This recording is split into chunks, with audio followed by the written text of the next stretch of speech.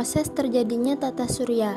Tata surya adalah sekelompok benda langit yang terdiri atas matahari sebagai pusat dan sumber cahaya yang dikelilingi oleh planet-planet beserta satelit-satelitnya, asteroid, komet, dan meteor.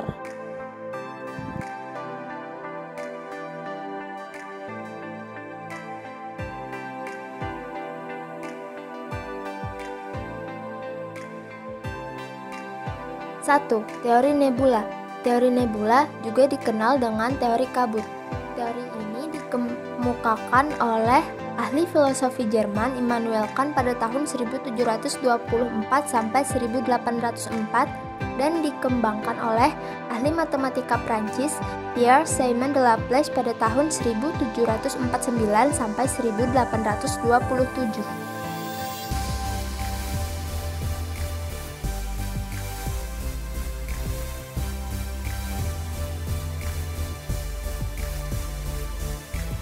Mulanya, terdapat kabut raksasa yang terdiri atas gas dan debu berpilin di dalam jagat raya. Kemudian, kabut raksasa yang terdiri atas gas dan debu mulai menyusut. Dan matahari mulai terbentuk saat bagian tengah mengalami pemanasan. Kemudian, debu dan gas yang tersisa membentuk gumpalan-gumpalan dan akhirnya membeku menjadi planet-planet. 2. Teori planetesimal.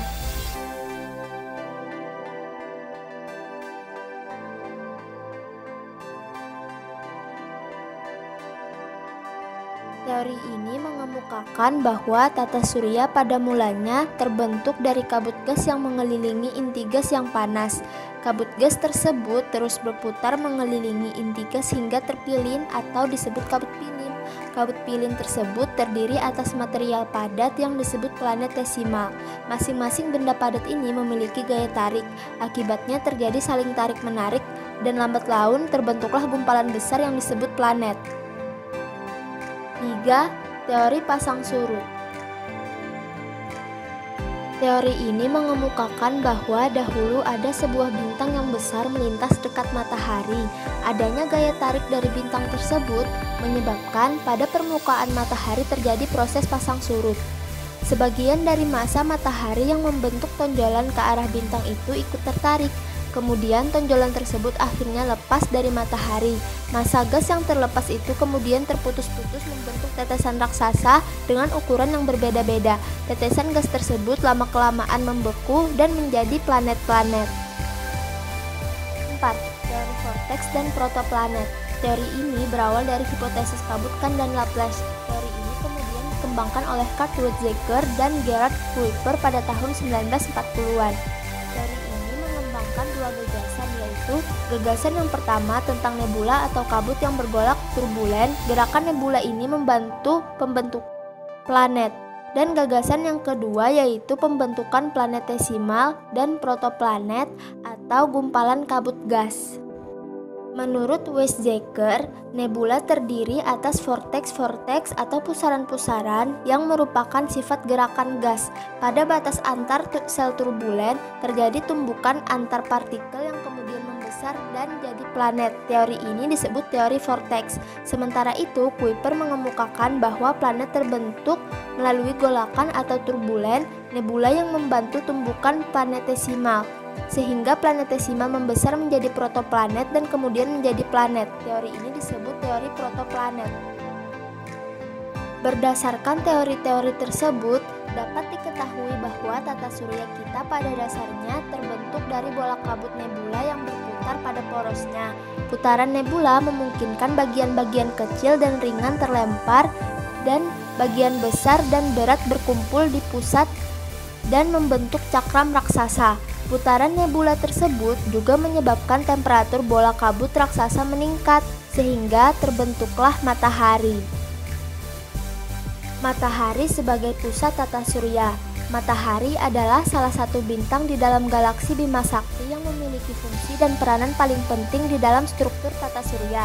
Matahari merupakan bagian dari tata surya yang memiliki ukuran, massa, volume, temperatur, dan gravitasi yang paling besar, sehingga matahari memiliki pengaruh yang sangat besar pula terhadap benda-benda angkasa yang beredar mengelilinginya. Matahari memiliki garis tengah sekitar 1.392.000 km atau sekitar 109 kali garis tengah bumi. Massa atau berat totalnya sekitar 332.000 kali dari berat bumi.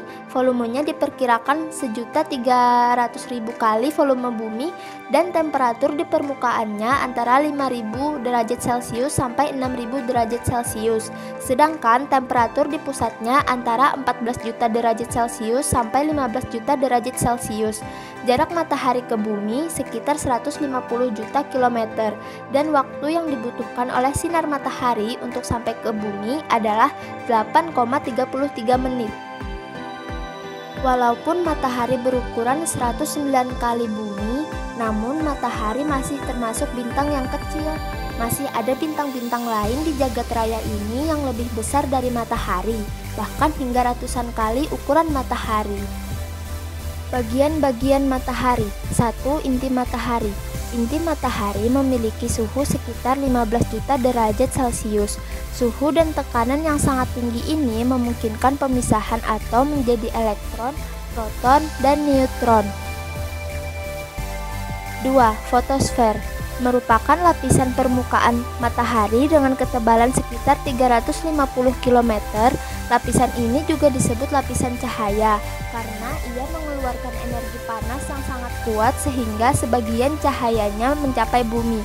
Suhu di lapisan ini adalah 6.000 derajat Celcius dengan ketebalan lapisan 50 km. 3. Kromosfer. Kromosfer adalah lapisan di atas fotosfer yang memiliki suhu sekitar 6.000 sampai 50.000 derajat Celcius. Cahaya dari lapisan kromosom ini biasanya tidak terlihat karena ditutupi oleh lapisan fotosfer. Namun, selama gerhana matahari total, kromosfer muncul sebagai warna merah karena kandungan heliumnya yang tinggi.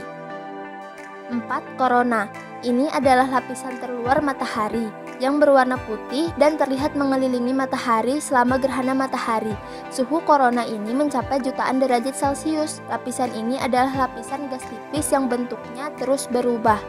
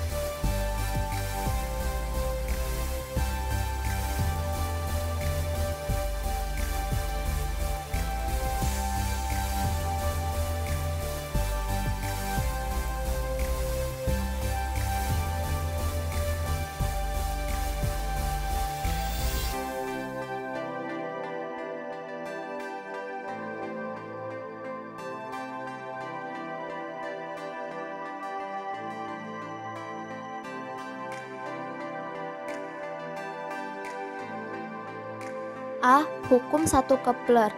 Setiap planet bergerak dengan lintasan elips. Matahari berada di salah satu fokusnya. Hukum ini menjelaskan bahwa jarak masing-masing planet tidak selalu sama. Kadang planet berada pada jarak terdekatnya atau perihelium dan kadang pula berada pada jarak terjauhnya atau aphelium. B. Hukum 2 Kepler. Garis yang menghubungkan planet dan matahari selama revolusi planet tersebut melewati bidang yang sama luasnya dan dalam jangka waktu yang sama. Hukum ini menjelaskan bahwa planet yang mengelilingi matahari dengan kecepatan yang tidak tetap. Pada saat planet berada pada jarak terdekat dengan matahari, planet bergerak dengan cepat. Sementara saat berada pada jarak terjauh dengan matahari, planet bergerak dengan lambat. C. Hukum 3 Kepler. Jika waktu revolusi planet sama dengan P dan jarak rata-rata planet ke matahari sama dengan J, maka hukum 3 Kepler dapat dinyatakan dalam bentuk P pangkat 2 sama dengan J pangkat 3 atau P pangkat 2 per J pangkat 3 sama dengan C. C merupakan bilangan konstan yang besarnya tergantung satuan yang digunakan. Jika Jika P menggunakan satuan tahun dan J menggunakan satuan SA atau satuan astronomi, maka C sama dengan 1. Dengan perbandingan tadi, di mana C sama dengan 1, maka untuk semua planet berlaku perbandingan yang seperti ini. Dengan menggunakan hukum ini, dapat dicari berapa jarak rata-rata planet ke matahari atau berapa waktu revolusi planet jika salah satu konstanta diketahui. 2. Hukum Titius-Bode. Hukum ini memudahkan mengingat jarak antara planet-planet ke matahari. Jarak antara matahari ke planet-planetnya dapat dihitung menggunakan pertama deret ukur, kemudian deret ukur ditambah 4, dan kemudian dibagi 10.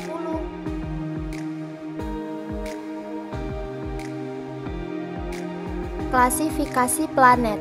A. Bumi sebagai pembatas. Maka planet dibedakan menjadi 1. Planet inferior, yaitu planet yang memiliki lintasan antara bumi dan matahari, yaitu Merkurius dan Venus.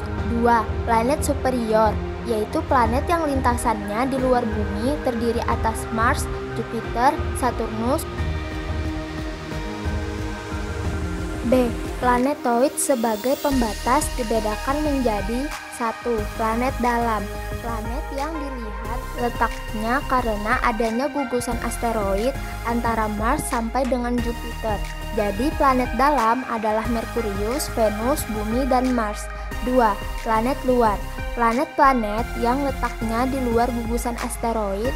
Jadi Jupiter, Saturnus, Uranus, dan Neptunus masuk dalam jajaran planet luar. Nah, ini adalah gambaran planet luar dan planet dalam. Dari asteroid ke dalam yang dimulai dari Mars itu adalah planet dalam. Kemudian dari asteroid keluar yang dimulai dari Jupiter itu adalah planet luar. C. Berdasarkan sifat fisiknya, planet dibedakan menjadi 1. Planet terestrial, yaitu planet yang memiliki sifat kebumian, baik ukuran, massa jenis, maupun komposisi kimianya. Mereka semua memiliki permukaan padat. Contohnya adalah Merkurius, Venus, Bumi, dan Mars. 2. Planet Jovian, yaitu planet yang tidak memiliki sifat kebumian. Planet-planet ini tersusun atas kumpulan gas. Contohnya planet Jupiter, Saturnus, Uranus, dan Neptunus. Berikut ini adalah penjelasan berbagai planet di tata surya. 1. Merkurius. Planet Merkurius merupakan planet yang paling dekat dengan matahari. Suhu pada planet ini sangat ekstrim. Perbedaan jarak terjauh antara planet Merkurius dengan matahari atau aphelion adalah 57,9 juta kilometer. Sedangkan jarak terdekat planet Merkurius dengan matahari atau perihelion adalah 22 juta kilometer. Planet Merkurius tidak memiliki lapisan atmosfer. Merkurius memiliki waktu revolusi atau waktu mengelilingi matahari hanya dalam waktu 88 hari, sedangkan masa rotasinya berkisar 59 hari. 2. Venus. Planet Venus memiliki warna yang cerah dan dianggap sebagai bintang kejora. Hal ini disebabkan karena planet Venus jika malam hari akan menjadi bintang yang paling terang dengan cahaya yang bersinar. Orbit planet Venus hampir membentuk lingkaran karena memiliki tingkat eksentrikitas sebesar 0,007. Jarak planet Venus dengan matahari sebesar 0,72 satuan astronomi atau 108 kali 10 pangkat 6 satuan cahaya. Dan Venus juga tidak memiliki satelit sama seperti Merkurius. 3. Bumi.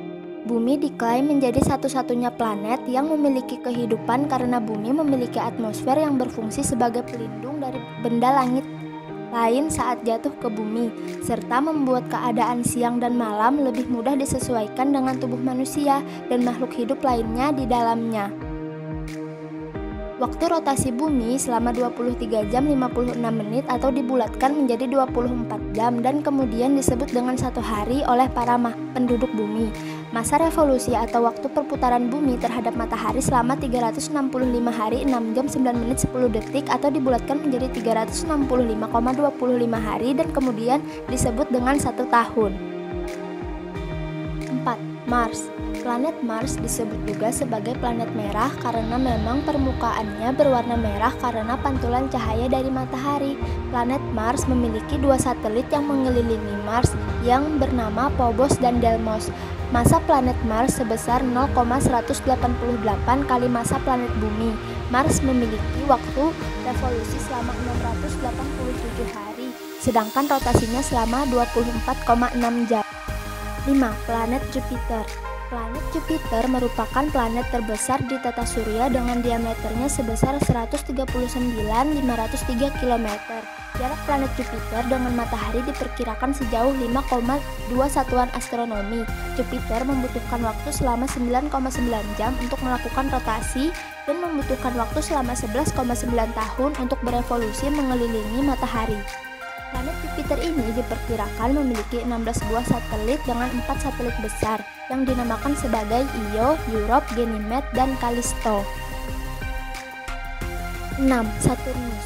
Saturnus merupakan planet yang memiliki cincin yang berbentuk miring. Cincin di planet Saturnus terbentuk oleh debu dan es yang kemudian membentuk melingkari planet. Saturnus memiliki 9 satelit yaitu Mimas, Enceladus, Tethys, Dionys, Rhea, Titan, Hyperion, Iapetus, dan Phoebe. 7. Uranus. Planet Uranus berjarak 2,87 miliar kilometer dari matahari dengan diameter sebesar 49.000 km. Planet Uranus membutuhkan waktu selama 10 jam 49 menit dengan masa revolusinya selama 84 tahun dalam mengelilingi bumi. Planet Uranus juga memiliki cincin yang sama dengan planet Saturnus, namun tidak sebesar cincin yang dimiliki oleh Saturnus. Uranus memiliki 5 satelit yaitu Miranda, Umbriel, Ariel, Titania, dan Oberion. 8. Neptunus. Neptunus memiliki masa rotasi 15,7 jam, sedangkan masa revolusinya selama 164,8 tahun. Waktu yang sangat lama karena Neptunus merupakan planet terjauh dari matahari. Masanya 17,320 kali masa bumi. Neptunus memiliki 2 satelit yang diberi nama Triton dan Nereid. Bulan satelit bumi. Bulan sebagai satelit bumi merupakan benda langit yang terdekat. Jarak bulan hanya sekitar 385.000 km dari bumi. Gerakan bulan mengelilingi bumi memakan waktu 29,5 hari atau 1 bulan. Permukaan bulan hanya sebagian saja yang tampak dari bumi. Hal ini dipengaruhi oleh 3 faktor, yaitu librasi paralaksik, librasi bujur, dan librasi lintang. Ada 4 tahap kedudukan bulan, yaitu 1. Tahap pertama disebut bulan baru. 2. Tahap kuarter 1 atau minggu pertama, bulan yang terlihat hanya setengah saja. 3. Tahap bulan purnama yang disebut oposisi. 4. Tahap kuarter 3 atau minggu ketiga, bulan terlihat mengecil kembali dan hanya berbentuk setengah. Komet. Komet adalah benda angkasa yang tidak padat, terbentuk dari pecahan bahan yang sangat kecil, yaitu debu bercampur dengan gas. Gas ini sangat tipis sehingga sebuah komet hanya memiliki gaya gravitasi yang sangat lemah. Menurut bentuknya, komet terbagi menjadi 2, yaitu komet berekor dan komet tak berekor. Menurut lintasannya, komet dibedakan menjadi 2 juga, yaitu komet periodik dan komet non-periodik. Meteor dan meteorit. Meteor atau bintang beralih adalah benda langit yang sangat kecil yang terdiri atas debu, pasir atau kersik langit yang bergerak mengelilingi matahari seperti planet. Sedangkan meteorit atau batu bintang beralih adalah meteor yang berukuran sangat besar sehingga tidak terbakar habis saat memasuki atmosfer bumi. Planetoid atau asteroid adalah batuan-batuan yang bergerak mengelilingi matahari, tetapi ukurannya sangat kecil untuk digolongkan sebagai planet. Oleh karena itu, asteroid disebut planetoid atau planet kerdil.